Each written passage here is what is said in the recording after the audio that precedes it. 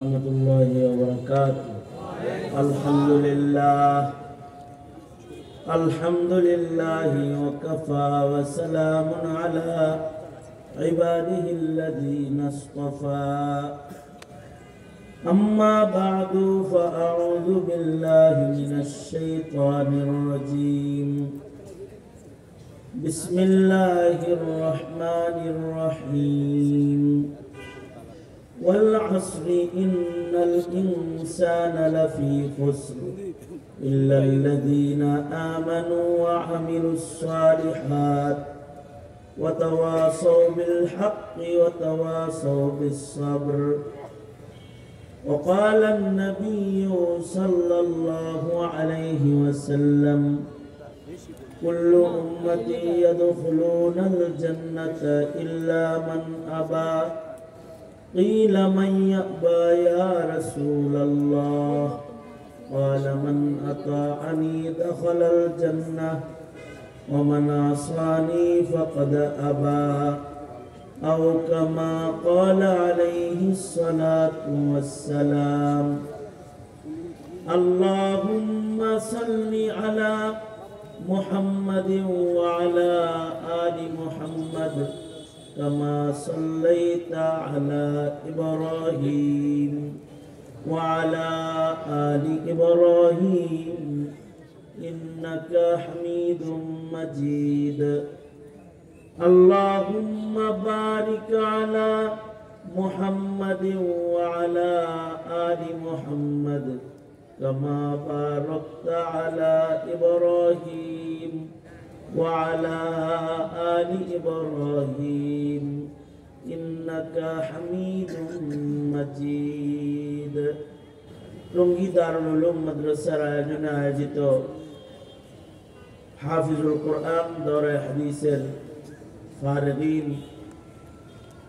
হাফেজ আলেমদের পাগড়ি প্রদান উপলক্ষে আয়োজিত দোয়া মাহফিলের মোহতারাম সাদাত, মোহতারাম সভাপতি, উপস্থিত হযরত, বুজুর্গ, উলামায়ে কেরাম, সম্মুখপানে সমবেত দিন প্রিয়, ইসলাম প্রিয়, দিনদার, ইমানদার মুমিন মুসলমান ভাইরা, পর্দার আড়াল থেকে আলোচনায় শামিল মা বোনেরা, আল্লাহর দরবারে শুকর, আল্লাহ তাআলা একটা দাওরায়ে হাদিস মাদ্রাসার বার্ষিক দোয়া মাহফিলে আল্লাহ তাআলা আমাদের আসার বসার তৌফিক দান করেছেন। কালিমাতু শুকর পড়ি, শুকরিয়া আদায় করি, মুহাব্বতে ভক্তি ভরে সমস্বরে আওয়াজ করে বলি আলহামদুলিল্লাহ। টঙ্গী দারুল উলুম মাদ্রাসার যে কোনো প্রোগ্রামে আমার হাজিরিটা মোহতারাম সাহেব হুজুর কামনা করেন। ওনার স্নেহ ভালোবাসা আমার প্রতি অনেক বেশি। আমি চেষ্টা করি হাজিরা দেওয়ার, ওই মুহাব্বতের একটা হক আদায়ের জন্য আপনাদের সামনে বসা। এত সময় পর্যন্ত খুব মজাদার তথ্যবহুল কথা যোগ্য বুজুর্গ শেখুল হাদিস মুহাদ্দিস আলিমদ্দিন দোস্ত হাবিবুল্লাহ মাহমুদ কাসেমি দামাত বরকাতুহুম শুনাইছেন। আমাকে নির্দেশ করা হয়েছে কিছু বলার জন্য, তাই আমি বরকতের নিয়তে সূরাতুল আসর তিলাওয়াত করেছি এবং নবী পাকের একটি হাদিস পেশ করেছি। এগুলোকে সামনে করে কিছু কথা। আল্লাহর কালামের 114 সূরার মধ্যে সূরাতুল আসর কোরআনে কারীমের সূরার সিরিয়ালে 103 নাম্বার মক্কি সূরা, নাজিল হওয়ার দিক দিয়ে 13 নাম্বার, সূরা হিসেবে নাজিলের দিক দিয়ে 13 নাম্বার, সূরার সিরিয়ালে 103 নাম্বার। আজব মিল, মাত্র 3টা আয়াত সূরার ভেতরে আছে, কিন্তু বড় বরকতি সূরা। এই সূরা নাজিল হওয়ার পরে এই সূরা সম্পর্কে ইমাম শাফিঈ রাহমাতুল্লাহ আলাইহি বলেন, এই সূরা নাজিল হওয়ার পরে আর যদি কোরআনে কারীমের কোনো আয়াত সূরা নাজিল নাও হইতো, আর সারা দুনিয়ার মানুষ যদি এই এক সূরাতুল আসরের আলোকেই জীবন কাটাইতো, তাহলে সারা দুনিয়ার মানুষকে আল্লাহর জান্নাতে নেওয়ার জন্য সূরাতুল আসর যথেষ্ট সূরা। সাহাবায়ে কেরামের একটা আমল ছিল, এক সাহাবী যদি আরেক সাহাবীর সাথে মুলাকাত হইত, সূরাতুল আসর সংক্ষেপে শোনায়া দিত। এটা সাহাবায়ে কেরামের আমল। মুখতাসার মুলাকাত, লম্বা কথা বলার যেহেতু সুযোগ নাই, তাই সূরাতুল আসরের তিলাওয়াত আপনাদের সামনে করে সাহাবায়ে কেরাম, আল্লাহ পাকের পছন্দিদা মুমিনের কাফেলা, উলাইকা হুমুল মুমিনুনা হাক্কা, যারা প্রকৃত মুমিন, তাদের আমলের সাথে নিজের একটা আমল মুলাকাত সাক্ষাতে মিলানোর ইরাদায় সূরা তিলাওয়াত করেছে। সূরা শুরুতে একটা কসম আছে, আল্লাহর কালামে বহুত কসম আছে। আল্লাহ তাআলাও কথা বলতে কসম করে করে অনেক কথা আল্লাহ তাআলা বলেছেন। কোরআন পুরাটা আল্লাহ পাকের কালাম। কোরআন কার কথা? জোরে আওয়াজ করে বলেন। কোরআন কার কথা? আল্লাহর কথা। কেউ যদি আল্লাহর সাথে কথা বলতে চায়, তাহলে কোরআন পড়লে, কোরআন আল্লাহর কথা, কোরআনের মাধ্যমে আল্লাহ তাআলা বান্দার সাথে কথা কয়। উনসা কোই হামদম कोई दम साज नहीं है, बाती तू है हर दम मगर आवाज नहीं है। बिना आवाजे আল্লাহ বান্দার সাথে কথোপকথন করতে থাকেন। কথা হয় যখন মুমিন কোরআন পড়ে, কারণ কোরআন কার কথা? কোরআনের শুরু থেকে শেষ পর্যন্ত সব কথাগুলো সরাসরি কার কথা? কালামুল্লাহ, আল্লাহ পাকের কথা। আল্লাহ পাক কথা বলতে গিয়ে কসম করেছেন। আমাদের একটা খাসলত আছে, আমরাও কথা বলার সময় কসম করি। মানুষেরও আদত, মানুষ কথা বলতে কসম করে, কিন্তু মানুষ কসম করে কথা বলে তার কথা বিশ্বাস্য বানাইবার জন্য, তার কথার ওজন বাড়াইবার জন্য, তার কথাটা মার্কেটে চালাইবার জন্য, তার কথাটা আস্থা পয়দা করার জন্য সে কসম খায়। এটা মানুষের স্বভাব। হ্যাঁ, এরকম কাম করলি, এটা করার কি তো ঠিক হয়েছে? না ভাইজান, আমি তো করি নাই। তুই ছাড়া এমন কাম কেউ করে নাই। না ভাই, আমি করি নাই। কিন্তু না, তুই করছস। দেখেন ভাই, আল্লাহর কসম আমি করি নাই। ঠিক আছে, তাইলে মনে হয় করস নাই। এর আগেও দুইবার বলছে করি নাই, এটা আস্থা পায় নাই, কসম করেছে, তো এটার আস্থা বেড়ে গেছে, ওজন বেড়ে গেছে। মানুষের স্বভাবগুলো, মানুষ যখন কথা কয়, কসম করে কথা কয়, তো কথার ওজন বাড়াইতে, কথাটাকে বিশ্বাস্য কথা বানাইতে,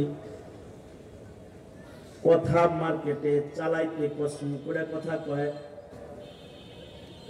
আল্লাহ তাআলাও আল্লাহর কালামে বহু জায়গায় বহু কসম করে করে আল্লাহ তাআলা বান্দাকে খবর দিয়েছেন, কথা বলছেন।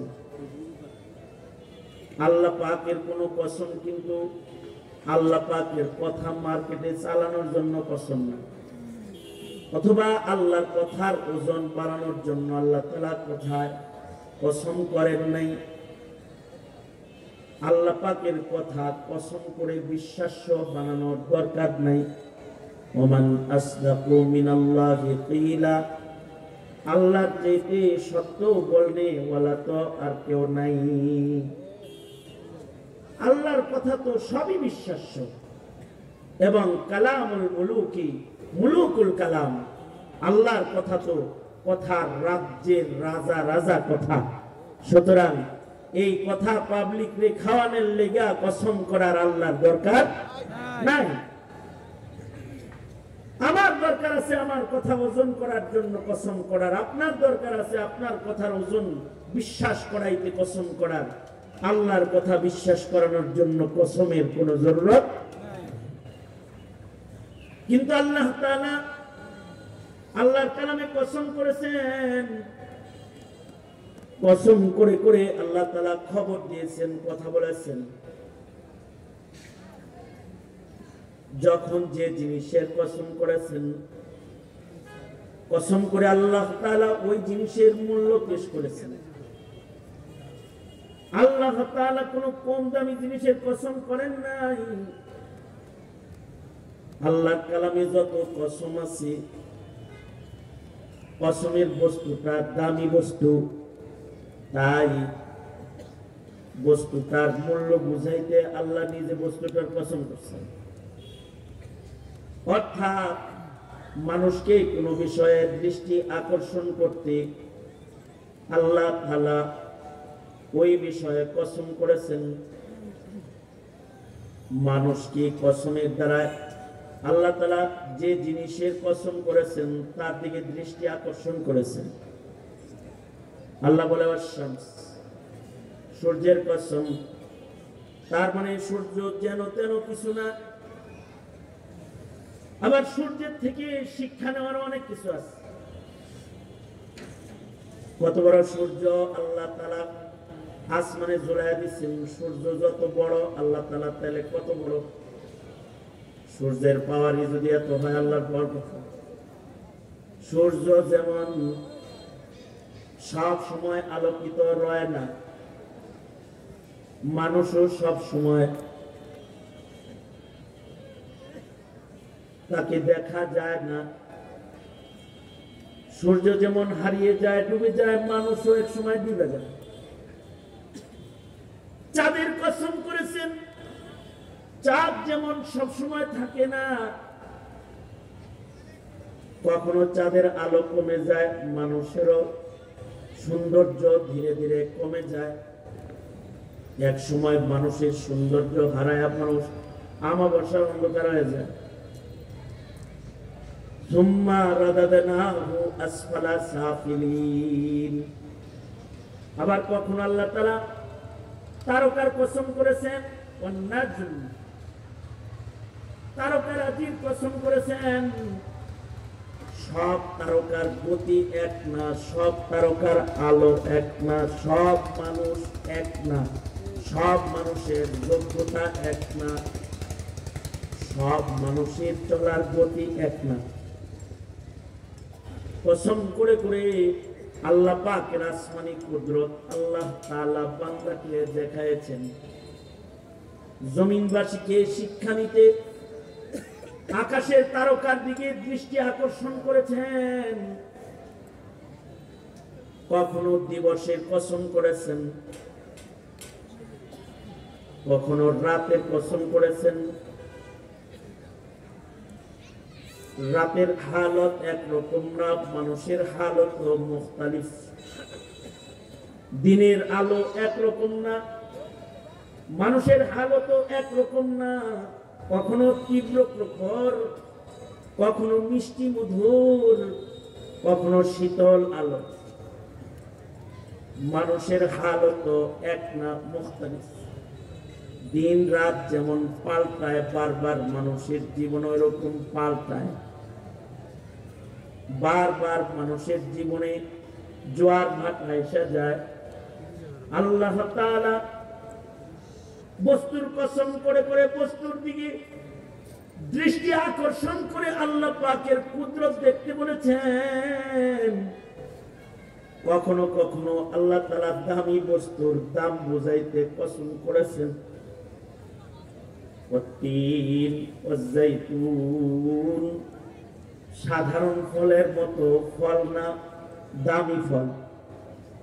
এর ভেতরে বরকত বেশি, ফলগুলা দামি। মুবারক জমিনের ফল, বরকতি জমিনের ফল। কসম করে ফলগুলোর মর্যাদা বৃদ্ধি করেছেন। কখনো কখনো আল্লাহ তাআলা নামাজের কসম করেছেন। সব নামাজের কসম করেন নাই। নামাজের ভেতরে যেগুলো দামি নামাজ, সর্দার নামাজ, সেগুলোর কসম করেছেন। সর্দার পাহাড়ের কসম করেছেন। সর্দার কিতাবের কসম করেছেন। ওয়াল কুরআন, সর্দার পাহাড়ের কসম, সর্দার কিতাবের কসম করে কিতাবের সর্দারই বলেছেন। পাহাড়ের কসম করে পাহাড়ের সম্মানকে তুলে ধরেছেন। নামাজের ভেতরে কিছু নামাজের কসম করে বাকি নামাজের উপরে ওই নামাজগুলোর শ্রেষ্ঠত্বকে তুলে ধরেছেন। যেমন কখনো বলে ওয়াল ফাজর, ফজরের কসম, নামাজের ভেতরে ফজর এক দামি নামাজের নাম, সর্দার নামাজের নাম। নামাজের ভেতরে ওয়াল আসর, আসরের নামাজ এক দামি নামাজের নাম। হে মানুষ, তোমরা এ সকল নামাজের প্রতি যত্নশীল হও, সব নামাজই হেফাজত করবা। কারণ ইবাদতের ভেতরে সর্দার ইবাদত হলো নামাজ। নামাজের চেয়ে দামি কোন ইবাদত শরীয়তে ইসলামে আল্লাহ তাআলা মুমিনদেরকে দেন নাই। নামাজের গুরুত্ব সর্বোচ্চ। ইমানের পরে যে ইবাদতের গুরুত্ব সর্বাধিক তার নাম হলো নামাজ। নামাজ হলো ইবাদতের সর্দার। সব জিনিস আল্লাহ তাআলা সর্দার বানাইছেন। ঘরের ভেতরে সর্দার বানাইছেন বাইতুল্লাহ, বাইতুল আতিক। মানুষের ভেতরে সর্দার বানাইছেন হাবিবুল্লাহ। ফেরেশতার ভেতরে সর্দার বানাইছেন হযরত জিবরাইল। উম্মতের ভেতরে সর্দার উম্মত বানাইছেন উম্মতে মুসলিমা। মাসের ভেতরে সর্দার মাস বানাইছেন শাহরুর রমাদান। রাতের ভেতরে সর্দার রজনী দিয়েছেন লাইলাতুল কদর। দামি দামি রজনী দিয়েছেন ওয়ালায়ালিন আশর, ওয়ালাইলাতুন নিসফি মিন শাবান। দিনের ভেতরে দামি দিন দান করেছেন, সর্দার দিন দান করেছেন ইয়াউমুল আরাফা, ইয়াউমুল জুমআ। পাথরের ভেতরে সর্দার পাথর দান করেছেন মাকাম ইব্রাহিম, হাজারুল আসওয়াদ। পাহাড়ের ভেতরে সর্দার পাহাড় দান করেছেন ইন্নাস সাফা ওয়াল মারওয়াতা মিন শাআইরিল্লাহ। সব কিছুর ভেতরেই আল্লাহ তাআলা সর্দার দান করেছেন। দিন রাতের 24 ঘন্টার ভেতরে সব ঘন্টা সময়ের দাম এক না। 24 ঘন্টার ভেতরে ফজরের দাম আলাদা। ফজরের ওয়াক্ত হলো সর্দারত্ব, মাকামে নবুয়ত। এ কারণে আল্লাহ তাআলা লক্ষাধিক নবী রাসূলকে আল্লাহ তাআলা নবুয়তি দান করেছেন ফজরের ওয়াক্তে। সুবহানাল্লাহ। আগামীকাল বললেন ফজরের ওয়াক্তের সময় আল্লাহ তাআলা নবুয়ত বন্টন করেছেন। বাবা আদম থেকে শুরু করে আমাদের নবী পর্যন্ত সব নবীকে আল্লাহ তাআলা নবুয়ত দান করেছেন ফজরে। এ কারণে ফজরের মূল্যও বেশি, এ কারণে ফজরের সওয়াবও বেশি।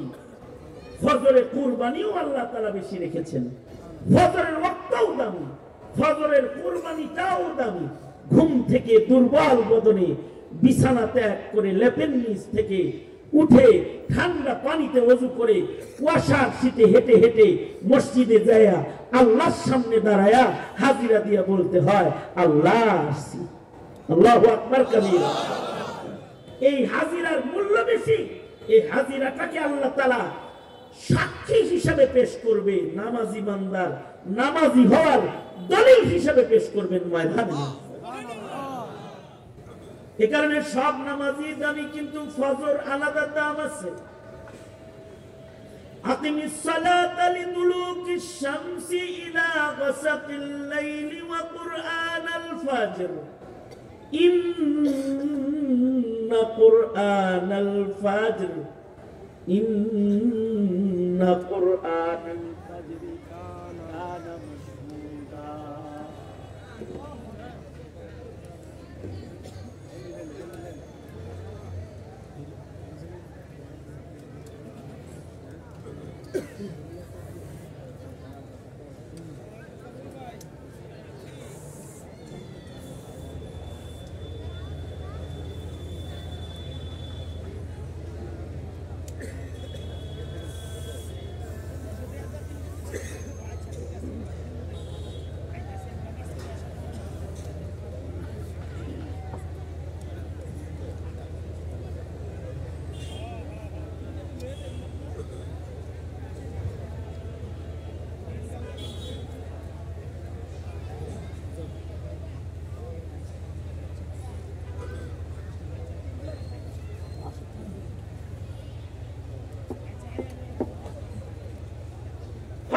নামাজ যেটা, ফজরের নামাজটা হলো মুমিনের নামাজের ভেতরে সাক্ষী নামাজ। এই সময় ফেরেশতাদের শিফটি পরিবর্তন হয়। যারা ফজরে যায় তাদের নামাজি হওয়ার গওয়াহ বেশি হয়। আল্লাহু আকবার, জোরে করে বলেন। অন্য নামাজের সাক্ষী হইল মানুষ বেশি। জোহরের নামাজ, আসরের নামাজ, মাগরিব এশার নামাজের সাক্ষী মানুষ বেশি। আর ফজরের নামাজে মানুষ সব ঘুমে থাকে, জাগ্রত থাকে মালাইকারা। আল্লাহু আকবার, জোরে করে বলেন।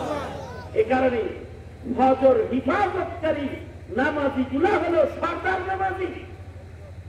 যাদের ফজরের হিফাজত আছে এগুলো নামাজের ভেতরে শ্রেষ্ঠ নামাজ। কিছু নামাজি আছে এরা সব পড়ে মসজিদে, কিন্তু ফজর পরে করে। আছে না নাই? জোরে বলেন, আরো জোরে বলেন, আছে না নাই? যারা ফজর ঘরে পড়ে এরা পিছের নামাজি। আর যারা ফজর জামাতে পড়ে, দামি নামাজ, কুরবানিওয়ালা নামাজ, দামি ওয়াক্তের নামাজ, আল্লাহর ঘরে আল্লাহর কাছে যারা পয়সা থাকে তারা নামাজীদের ভেতরে সরদার নামাজ। আর আসরের নামাজ, এটারও কসম আল্লাহ তাআলা করতেছেন, ওয়াল্লাহ আসর হতে পারে আল্লাহ তাআলা আসরের নামাজের কসম করেছেন। আসরের নামাজটাও একটা দামি নামাজ। ফজরের নামাজ যেমন আমির নামাজ, আসরের নামাজ হলো ওজির নামাজ। ফজরের ওয়াক্ত হলো মাকামে নবুওয়াত, আর আসরের ওয়াক্ত হলো মাকামে বিলায়াত। আসর যারা গুরুত্বের সাথে হিফাজত করে তাদেরকে আল্লাহ তাআলা ওলায়াতের উঁচু মর্যাদা দান করে। আল্লাহু আকবার কাবীরা। ওলি হিসেবে তারা গ্রহণযোগ্য ওলি হয়, কারণ আসরের ওয়াক্ত সবচেয়ে নামাজের মধ্যে দুর্বল ওয়াক্ত। 5 ওয়াক্ত নামাজের ভেতরে সবচেয়ে স্পর্শকাতর দুর্বল নামাজের ওয়াক্ত হলো আসরের নামাজ। কারণ সারাদিন মেহনত করার পরে ক্লান্ত বদনের নামাজ হলো আসরের নামাজ। ঘুমের ঘরে একটা নামাজ বেশি কাজা হয়, এটা হলো ফজর। আর জাগ্রত অবস্থায় অবহেলায় যে নামাজটা বেশি কাজা হয় তার নাম হলো আসর। এটা কাজা হইতে জাগ্রত লাগে না, অসতর্ক হইলেই কাজা হইয়া যায়। অবহেলা করলে নামাজটা কাজা হয়ে যায়। সূর্য ডুবে যায়, বাস স্ট্যান্ড নামছে, চিন্তা করতেছে বাসায় যায় নামাজ পড়ি, রিক্সা ওইটা জামে পড়া নামাজ রিক্সায় গেছে, যাই ওই কাজটা শেষ করে অমুক জায়গায় যায় নামাজটা পড়ি। ওই জায়গা পর্যন্ত যাইতে যাইতে সূর্য ডুবার টাইম হয়েছে। অবহেলা করলে পরে নামাজটা হারা যায়। এই কারণে আল্লাহ তাআলা বলে, হাফিজু আলাস সালাওয়াতি ওয়াস সালাতিল উসতা, তোমরা তোমাদের সব নামাজ হিফাজত করো, বিশেষভাবে আসর দেখে রাখো। বিশেষভাবে আসরের নামাজকে তোমরা গুরুত্বের সাথে হিফাজত করো, কারণ আসরের গুরুত্ব যাদের থাকে, আসরের গুরুত্ব যত বেশি হয় বান্দার গুরুত্ব আল্লাহর কাছে তত বেশি হয়। বান্দাটার গুরুত্ব মানে ওলি হিসেবে।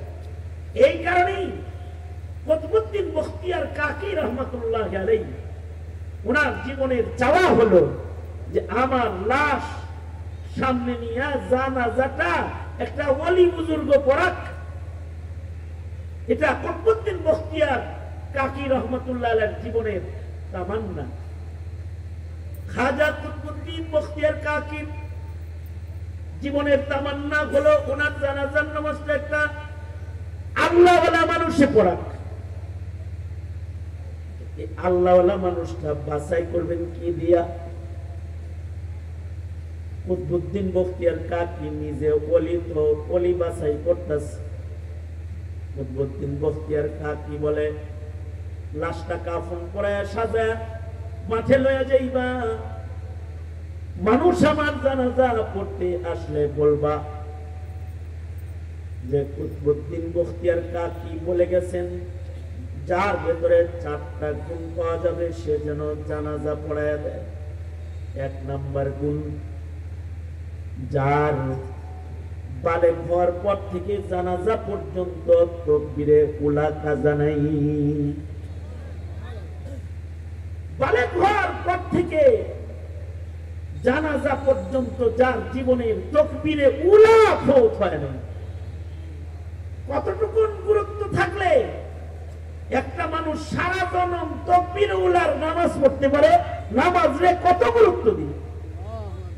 আর নামাজকে অবহেলা করলে কত বড় অবহেলা ওইটা যে 30, 40, 50 বছরের ভিতরে ঈদের নামাজও পড়ে না।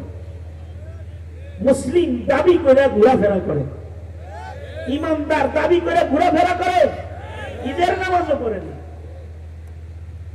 আর কতটা গুরুত্বের আবেদে খাস হইলে বালেগ হওয়ার পর থেকে 40 বছর 50 বছর তাকবীরে উলা ছুটে নাই। ইমামে আজম আবু হানিফা রাহমাতুল্লাহ আলাইহি 40 বছর লাগাতার এশার ওযু দিয়া ফজরের নামাজ পড়েছেন। নেক আমল ওনাদের অনেক, ওনাদের ঈমানও যেমন, নেক আমলের পাল্লাটাও তেমন। ওনাদের হায়াত ওনারা কাজে লাগাইছেন, হেলায় খেলায় অবহেলায় হায়াতের সূর্য ডুবায় নাই। তারা হায়াতের মূল্যায়ন করেছেন। ইমামে আজম আবু হানিফা রাহমাতুল্লাহি আলাইহি সুদীর্ঘ 40 বছর এশার ওযু দিয়া ফজরের নামাজ পড়েছেন। আমাদের আরেক বুজুর্গ সাঈদ ইবনে মুসাইয়িব রাহমাতুল্লাহি আলাইহি লাগাতার 40 বছর তাকবীরে উলার নামাজ তো পড়েছেন, সাথে 40 বছর আজান হওয়ার আগে তিনি মসজিদের পয়লা কাতারে যায় বসে থেকেছেন। 40 বছর মুয়াজ্জিন আজান দেওয়ার আগেই মসজিদে। ওনাকে বলা হয় হযরত, 40 বছর মুয়াজ্জিন আজান দেওয়ার আগে মসজিদে বসে থাকেন, কি লাগা আজানের আগে আহেন। সাঈদ ইবনে মুসাইয়িব বলতেন, ময়দানে মাহশারে আল্লাহ যদি বলে আমার ঘরে তোকে ডাইকা ডাইকা আনা লাগছে কে রে, তখন বলবো কি আমি আল্লাহর কাছে। এজন্য আল্লাহ ডাক দেওয়ার আগে মসজিদে এসে বসে থাকি। আল্লাহু আকবার কালিমা, ডাক দেওয়ার আগে মসজিদে যেয়ে বসে থাকি। কত বছর? 40 বছর। খাজা কুতুবউদ্দিন বখতিয়ার কাকির ওসিয়ত হলো সে আমার জানাজা পড়াবে, যার বালেগ হওয়ার পর থেকে তাকবীরে উলা কাজা নাই। এতটুকুন যোগ্যতা হইলে হবে না, সে আমার জানাজা পড়াবে। যার বালেগ হওয়ার পর থেকে জানাজা পর্যন্ত তাহাজ্জুদ কাজা নাই, রাতের নামাজ তার কাজা নাই। শুধু ফরজ নামাজ না, তাহাজ্জুদ তার কাজা নাই। ইবাদত করে, গুনাহ করে, এমন গাড়ি হইলে চলবে না। এমন মানুষ আমার জানাজা পড়াইতে হবে যে তার চোখ দিয়া সারা জীবনে পরনারী দেখে গুনার চিন্তা করে নাই। লাস্ট শর্ত হলো বেলায়েতের উঁচু দরজার মানুষ সে হইতে হবে। এমন একজন আমার জানাজা পড়াবে যে তার জীবনে আসরের তাকবীরে উলা তো ছাড়ে নাই, জিন্দেগিতে আসরের পূর্বের সুন্নতটাও সে কখনো কাজা করে নাই। এমন 4 গুণের মানুষ ময়দানে যে থাকবে তারে দিয়া জানাজা পড়াইবা। আর এমন গুণের মানুষ না পাইলে বিনা জানাজায় লাশ কবরে নামায়া দিবা। জানাজা পড়তে কত লোকিত আসছে। দিল্লির সুলতানের জানাজার নামাজ অলিকুল সম্রাটের জানাজার নামাজ, অলিদের সরদারের জানাজা পড়তে কত মানুষ উঠে আসছে। এলান হলো এখানে কি কেউ এমন 4 গুণের আছেন সে জানাজা পড়ান, যার শেষ শর্ত হলো আসর কাজা নাই, আসরের সুন্নত জীবনে যার কাজা নাই সে জানাজার ইমামতি করবে। গোটা ময়দান নিস্তব্ধ দাঁড়ায় রয়েছে, কেউ সামনে কদম বাড়াইবার ক্ষমতা নাই, সবাই মাথা নিচের দিকে দিয়ে দাঁড়ায় রয়েছে। কিন্তু খাজা কুতুবউদ্দিন বখতিয়ার কাকি রহমাতুল্লাহের মুরিদ, দিল্লির শাসক সুলতান শামসুদ্দিন আলতামাস রহমাতুল্লাহ আলাইহি, দিল্লির বাদশাহ, তিনি উনার কদমকে জানাজার সামনে আগে বাড়ায় দিয়েছেন।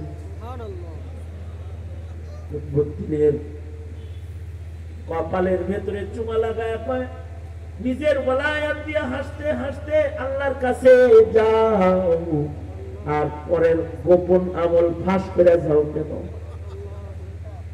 আজকে তোমার জানাজা পড়াইতে আমার জিন্দেগীর সাধনাকে মানুষের কাছে আমি ফাঁস করে দিলাম। হাসরের মাঠে যদি ধরা খায়া যায়, এরে আল্লাহর বলি এ শামসুদ্দিন আলতামাসকে রাইখা কিন্তু আবার আল্লাহর জান্নাতে যায় না।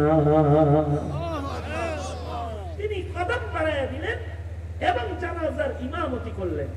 তার মানে হলো জিন্দেগিতে আসরের সুন্নত কাজা নাই, আসরের ওয়াক্তটা ওলি ওয়াক্ত, ওলায়াত, মাকামে ওলায়াত, এটার হিফাজত যারা করে তাদের আল্লাহ তাআলা ওলায়াতে খাসা বিশেষ ওলির মর্যাদা তাদেরকে আল্লাহ তাআলা দান করে।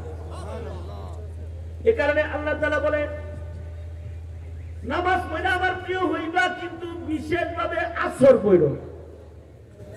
আবার আল্লাহ তাআলা আসরের নামাজের কসম করে আমাদেরকে আসর দেখায়া দিয়ে বলে, সাবধান, আসর নিয়ে কিন্তু খেলা করিস না। আসর কিন্তু দামি নামাজ, আসর কিন্তু খেলা করলে কাজা হয়ে যাওয়ার মতো নামাজ।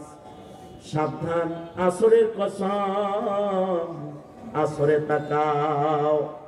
অথবা তোমার মূল্যবান দামি হায়াতের কসম, কালের কসম, মহাকালের কসম, সময়ে তাকায় দেখো, সময় অবহেলা করে নষ্ট করো না।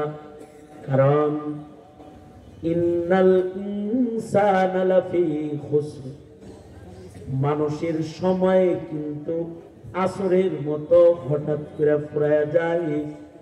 আসর যেমন অবহেলা করলেই কাজা হয়ে যায়, হায়াত অবহেলা করলেই মালাকুল মউত কিন্তু হঠাৎ করে দুয়ারে দাঁড়ায় যায়।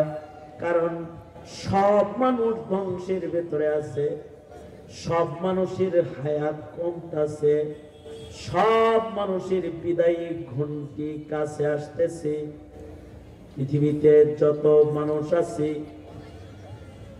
দুনিয়া মুদবিরাতুন ওয়াল আখিরাতু মুকবিলাতুন, দুনিয়া কিন্তু ফুরা যাইতেছে, কবর কিন্তু তোমাদের সামনে আইতাছে। কবর সামনে আসার দিক দিয়া আর হায়াত ফুরানোর দিক দিয়া সব মানুষ লসে আছে, ক্ষতির ভেতরে আছে। আল্লাহ কসম করে বলেন, আসরের কসম, সকল মানুষ ধ্বংসে আছে, সবাই মৃত্যুর দিকে আগাইতেছে, সব মরণের দিকে আগাইতেছে, সবার মরণ কাছে আইতেছে। মক্কায় যে বসা আছে তারও হায়াত কমতেছে, মদিনায় বসা আছে তারও হায়াত কমতেছে, প্রেসিডেন্টের চেয়ারে বসা আছে তারও হায়াত কমতেছে, রাস্তার ফকির ভিক্ষুক তারও হায়াত কমতেছে। হঠাৎ করে বেলা ডুবে যাবে আসরের মতো। আসর যেমন হঠাৎ করে চলে যায়, মানুষের হায়াতে বেলা হঠাৎ করে ডুবে যাবে, মেলা ভেঙে যাবে হঠাৎ করে। আর মরণের পরে কবরের ভয়ঙ্কর গর্ত হঠাৎ করে সামনে চলে আসবে।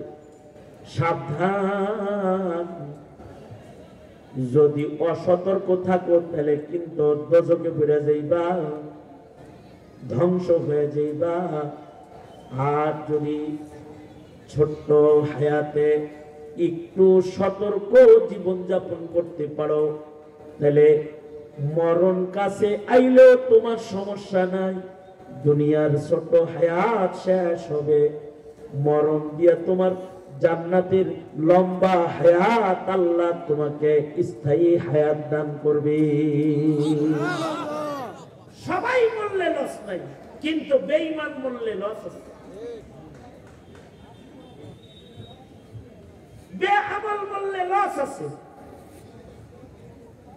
আমলওয়ালা মরলে লস নাই। আমলওয়ালার হায়াত ফুরায় গেলে লস নাই, ঈমানওয়ালার হায়াত ফুরায় গেলে লস নাই।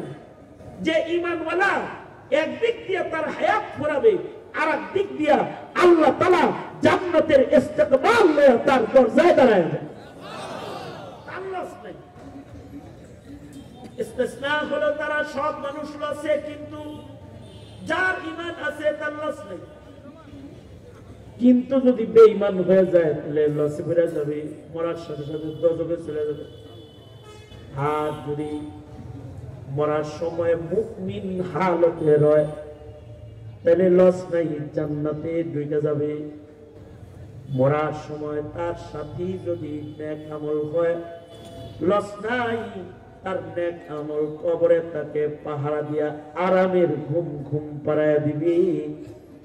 ময়দানে মাহশরে বিচারের আদালতে নেক আমলের পুটলা লইয়া আল্লাহর সামনে এসে দাঁড়ায় যাবে। যার গুনাহ নাই নেক আমল আছে এমন পুটলা লইয়া দাঁড়ায় যাবে। ভয় নাই, লস নাই, নেক আমল ওজন হয়ে যাবে। আর জান্নাতের স্থায়ী মৃত্যুবিহীন হায়াত আল্লাহ তাআলা তাকে চিরদিনের জন্য দান করবে। কিন্তু যদি হয় বেঈমান, যদি ঈমান না থাকে তাইলে তার লস। এ কারণে আমি যেন বেঈমান হিসেবে কবরে চলে না যাই, আপনি যেন বেঈমান হিসেবে কবরে না যান, অথবা নাস্তিকদের দলে কবরে না যান, অথবা কাদিয়ানীদের দলে কবরে না যান। ইমানদারের দলে যেন কবরে যাওয়া হয়, এটা হলো খেয়াল করার বিষয়। আমার সন্তান যেন হিন্দুদের দলে কবরে চলে না যায়, নমাজির দলে, ইমানদারের দলে যেন কবরে যায়, এটা হলো বিবেচনার বিষয়। কারণ তার ঈমান যদি কবরে যাওয়ার সময় সাথী হয় তাহলে সে আল্লাহর কাছে গেল, আর যার ঈমান সাথী না সে শয়তানের কাছে গেল। ঠিক কিনা জোরে আওয়াজ করে বলে? বেঈমানের কাছে গেল। 16টা বছর এই প্রজন্মরে বেঈমান বেআমল বানাইবার চেষ্টা করেছে আওয়ামী লীগ সরকার। 16টা বছর যত সামান্য ঈমান, এইটা থেকে জাতির মুসলমানদেরকে দূরে সরাইছে। যতটুকুন ঈমানদারি স্কুল সিলেবাসে ছিল এগুলোকে কেটে সেটে সরাইয়া দিয়ে হিন্দুত্ববাদ প্রবেশ করাইছে, হিন্দু বানাইবার চক্রান্ত করেছে। ভাব ধরছে যে ঈমানদার 1 নাম্বার, আমলওয়ালা 1 নাম্বার। ভাব ছিল 1 নাম্বার ঈমানদার, 1 নাম্বার আমলওয়ালা। কারণ ঈমানদারেরাই মসজিদ বানায়, এর লেগে উনি প্রতি উপজেলায় একটা করে মসজিদ বানাইছে। ঈমানের দলিল কোরআন বলে ঈমানদারে মসজিদ বানায়। উপজেলায় উপজেলায় উনি মসজিদ বানিয়ে নিজের ঈমানকে পেশ করেছে। প্রতি রাতে 80 রাকাত নফল নামাজ পড়ে নিজের আমলটাও পেশ করেছে। ডেলি কোরআন মজিদের তিলাওয়াত করেছে, নিজের আমলকে পেশ করেছে। ঘুমটা করেছে, লম্বা হাতার জামা গায়ে দিয়েছে, আলেমদেরকে গণভবনে দাওয়াত দিয়ে দিয়ে খাওয়াইছে, কওমি সনদের স্বীকৃতি প্রদান করেছে, ইজতেমার জায়গা প্রদান করেছে। ইসলামিক ফাউন্ডেশন করেছে, কত কিছু করছে, কিন্তু কাউকে ছেলে মাদ্রাসায় দিতে বলে নাই, মসজিদ বানাইছে, কাউকে নামাজ পড়তে বলে নাই, সবাইকে পূজার দাওয়াত দিছে।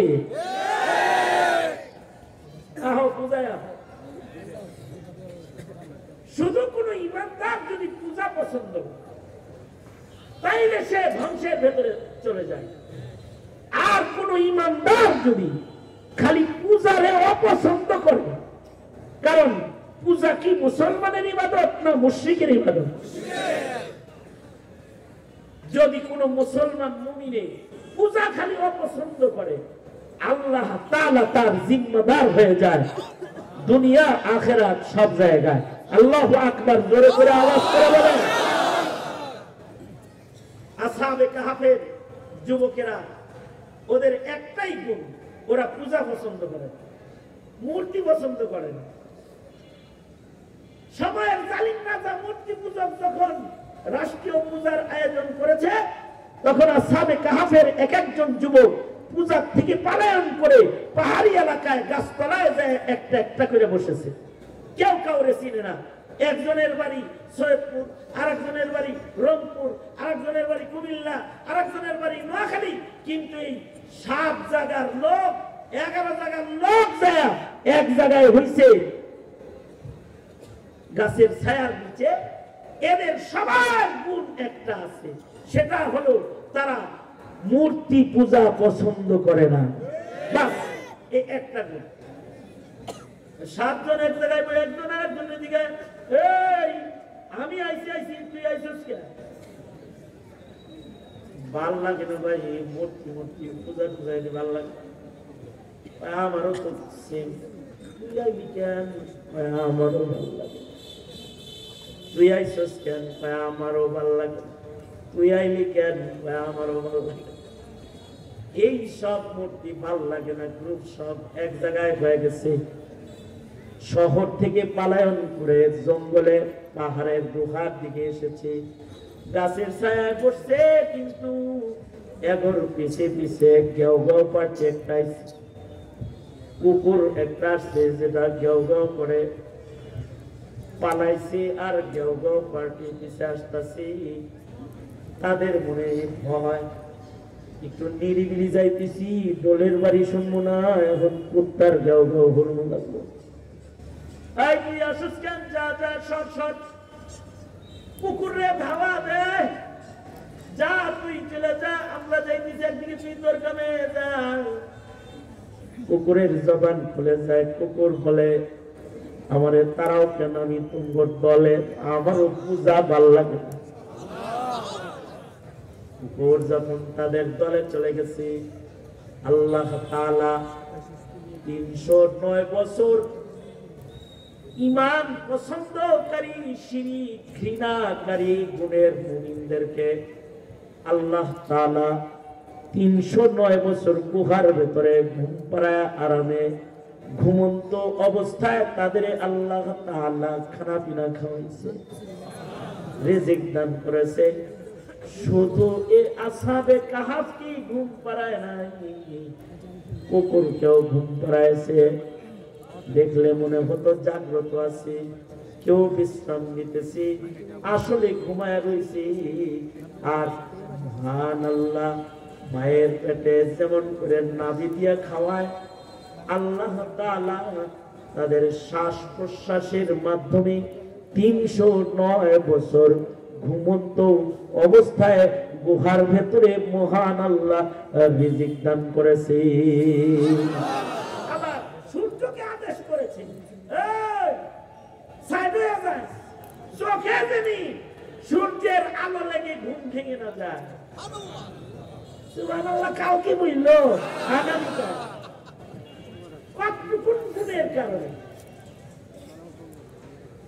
শুধু মূর্তি অপছন্দ করার গুণের কারণে যদি 309 বছরের ঘুম হয়, তাহলে বৈষম্য বিরোধী ছাত্র জনতার সেই মূর্তি ঘৃণা ইমানের সেই সৈনিকের কাফেলা, যারা 5 তারিখে দেশ রাজাকার মুক্ত করে মহিলারা জানে। একদিন রাজাকার চিনছেন, টুপিদারিওয়ালা রাজাকার, এখন দেখলেন হেলিকপ্টারওয়ালা রাজাকার। হেলিকপ্টারওয়ালা রাজাকারকে ইন্ডিয়া পাঠায়া দিয়ে 24 ঘন্টার ভেতরে শাহজালালের মাটির ইমানদাররা প্রমাণ করেছে আসহাবে কাহফের মতো মূর্তি তাদের ঘৃণার বস্তু। 24 ঘন্টার ভেতরে টোটাল বাংলাদেশ মূর্তি মুক্ত দেশে রূপান্তরিত করেছে। এই যে মূর্তির প্রতি ঘৃণা যারা প্রকাশ করেছে, আমি বিশ্বাস করি এই ইমানদারিটাও যদি তাদের কবরে চলে যায় তো ইসরাফিলের বাঁশি পর্যন্ত আসহাবে কাহফের মতো আরামের ঘুম ঘুমাবে, কবরের ঘরে তাদের কেউ কষ্ট দিতে পারবে না। ইল্লাল্লাযীনা আমানু, কবরে কষ্ট তার যার ঈমান নাই, কিন্তু যার ঈমান আছে তার কবরে কষ্ট নাই, তার হাসরে কষ্ট নাই। তাকে সুখ দেওয়ার জিম্মাদার কে? চিল্লায় আওয়াজ করে বলো। একে তো নাস্তিক, কাদিয়ানি, এদেরকে সুবিধা দিয়ে সংসদ সদস্য বানায় ইমানের কথা বলনেওয়ালা আলেমদেরকে জেলে দিয়ে নাস্তিকতা প্রতিষ্ঠার মিশন তারা করেছে। দ্বিতীয়ত আমল বরবাদ করার জন্য বেদাতীদেরকে এমপি বানাইছে।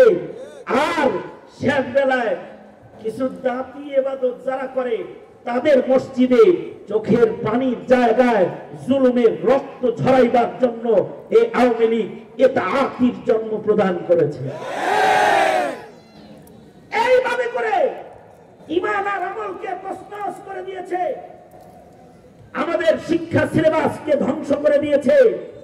জানি না যদি এই শিক্ষা সিলেবাস যেটা এখন আছে, অথবা যে অবস্থায় এখন ছেলেরা ধর্ম শিখে, ঈমান শিখে, এই নীতি রীতি নীতি যদি চালু থাকে, ওই দিন বেশি দূরে নয়, শাহজালালের বাংলায় প্রজন্ম তোমার সন্তানকে মুসলিম হিসাবে পাওয়া কঠিন হয়ে যাবে।